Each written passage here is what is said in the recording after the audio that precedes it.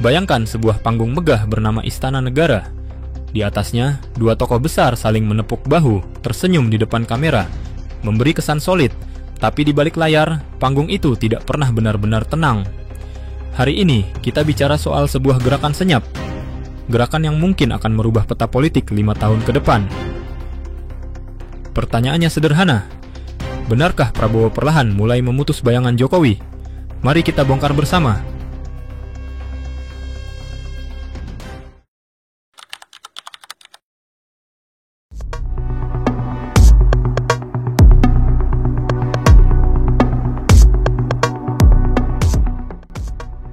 Tanda pertama bahwa Prabowo mulai menyusun panggung sendiri justru muncul dari jalur yang paling dia kuasai, Purnawirawan TNI. Sebagai mantan jenderal yang lama hidup di lingkar militer, Prabowo tahu betul bahwa membangun tembok kekuasaan tidak cukup hanya dengan partai politik. Butuh dukungan dari barisan veteran yang diam-diam masih memegang kunci di banyak jalur, dari proyek pertahanan, intelijen, hingga keamanan dalam negeri. Beberapa nama purnawirawan bintang 3 dan bintang 4 mulai muncul di rapat-rapat tertutup.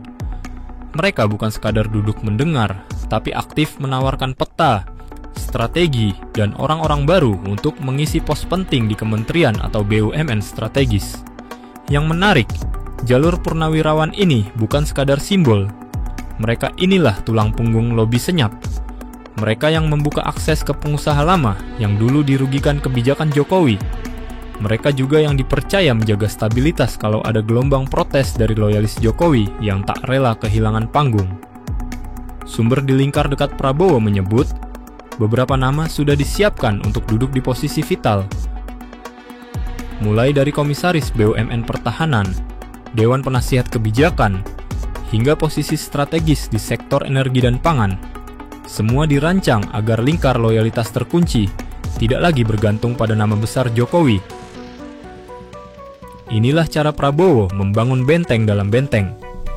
Sebuah barisan yang diam-diam kuat, tanpa banyak sorotan publik, tapi pelan-pelan menyingkirkan sisa pengaruh istana lama.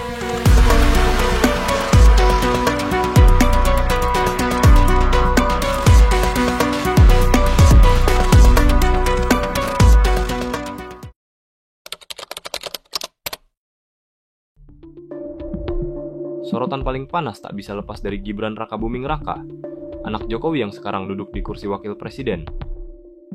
Jabatan tinggi, tapi posisinya rapuh, karena dia duduk di persimpangan antara warisan politik ayahnya dan ambisi Prabowo membangun lingkaran sendiri. Banyak yang bilang, Gibran bukan hanya simbol loyalitas Jokowi, tapi juga kunci agar pengaruh Jokowi tetap hidup di istana. Tapi kabarnya, jalur wewenang Wapres akan dipersempit pelan-pelan. Gibran memang tetap duduk di kursi empuk, tapi aksesnya ke proyek strategis, jaringan menteri, bahkan kebijakan anggaran mulai dibatasi. Yang lebih menarik, langkah ini tidak frontal. Semua dilakukan dengan cara senyap, lewat penataan ulang birokrasi, pembagian wewenang yang tidak diumumkan ke publik, dan penempatan orang-orang kunci di posisi strategis yang memotong jalur Wapres. Beberapa orang dekat Gibran mulai kehilangan pengaruhnya di lingkar kabinet. Bahkan, di balik senyum dan gestur formal, banyak yang tahu kalau perlahan, Gibran bisa saja hanya jadi simbol tanpa kuasa.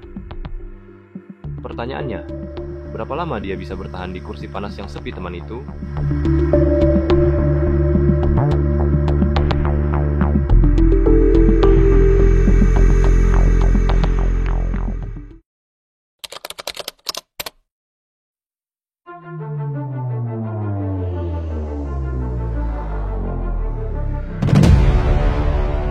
Langkah berikutnya adalah isu reshuffle.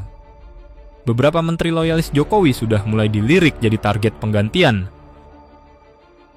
Nama-nama seperti Menkop Budi Ari yang belakangan ini ramai diberitakan hanyalah permulaan. Bagi sebagian kalangan, reshuffle ini seperti pisau bermata dua. Di satu sisi, Prabowo perlu stabilitas politik. Di sisi lain, terlalu banyak orang lama justru membuat jalannya tersandera. Karena itu, banyak pengamat meyakini gelombang perombakan menteri hanyalah soal waktu. Dan sekali pintu reshuffle dibuka, efek domino akan terjadi.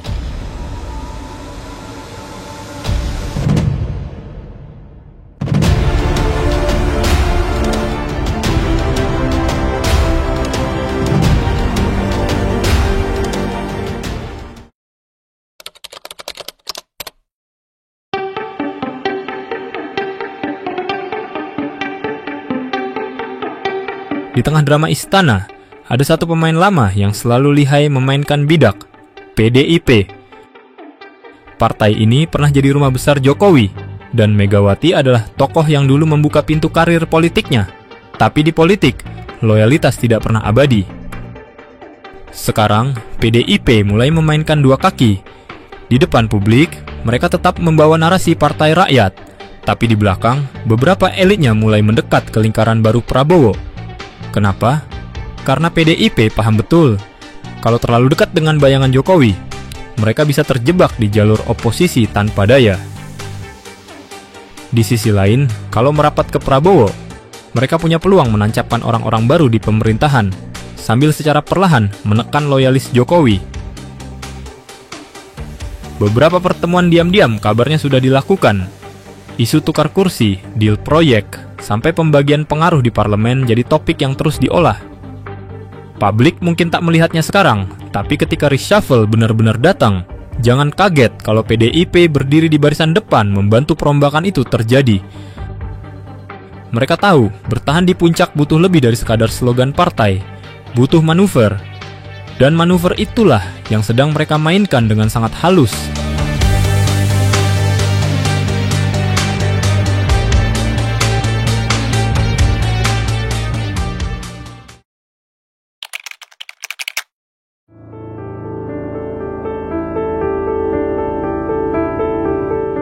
Semua tanda ini membawa kita pada satu kesimpulan.